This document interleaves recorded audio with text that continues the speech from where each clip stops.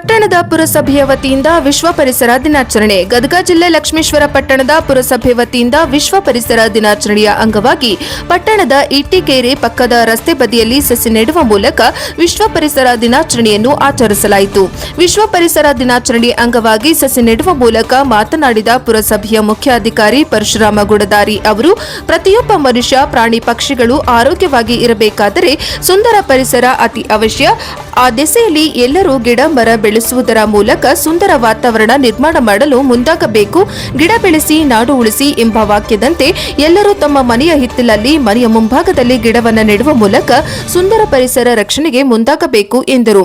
ಈ ಸಮಯದಲ್ಲಿ ಪುರಸಭೆಯ ಹಿರಿಯ ಆರೋಗ್ಯ ನಿರೀಕ್ಷಣಾಧಿಕಾರಿ ಮಂಜುನಾಥ್ ಮುದಗಲ್, ವ್ಯವಸ್ಥಾಪಕಿ ಮಂಜುಳಾ ಹೂಗಾರ್, ಹನುಮಂತಪ್ಪ ನಂದಣ್ಣವರ್, ಮಹೇಶ್ ಹಸ್ಮನಿ, ಸಿದ್ದಪ್ಪ ಪೂಜಾರ್, ಈಶ್ವರ ಹಾದಿಮನಿ, ಎಂಎಚ್ ಹೆಬ್ಬಾಳ, ನಾಗರಾಜ್ ಮುಳುಗುಂದ, ಪರಶುರಾಮ್ ನಂದಣ್ಣವರ್, ನೇತ್ರ ಹೊಸ್ಮನಿ, ಉಮಾ ಬೆಳವಾಡಿಗೆ, ನಿಂದ್ರವ್ವ ಉಳಚಿ ಸೇರಿದಂತೆ ಪುರಸಭೆಯ ಎಲ್ಲ ಸಿಬ್ಬಂದಿ ವರ್ಗದವರು, ಪೌರ ಕಾರ್ಮಿಕರು ವಿಶ್ವ ಪರಿಸರ ದಿನಾಚರಣೆಯಲ್ಲಿ ಪಾಲ್ಗೊಂಡಿದ್ದರು.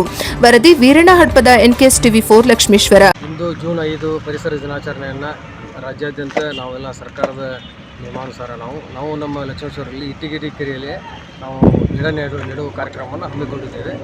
ಎಲ್ಲ ಸಾರ್ವಜನಿಕರು ಮನೆಗೊಂದು ಸಸ್ಯ ನೆಟ್ಟು ಪರಿಸರವನ್ನು ರಕ್ಷಿಸಿ ಅಂತ ಇವತ್ತಿನ ಜೂನ್ 5 ಪರಿಸರ ದಿನಾಚರಣೆ ಅಂಗವಾಗಿ ನಾವು ಇವತ್ತೆಲ್ಲ ನಮ್ಮ ಲಕ್ಷ್ಮೇಶ್ವರ ಪಟ್ಟಣ ಸಾರ್ವಜನಿಕರಿಗೆ ಕೇಳಿಕೊಳ್ಳುತ್ತೇನೆ.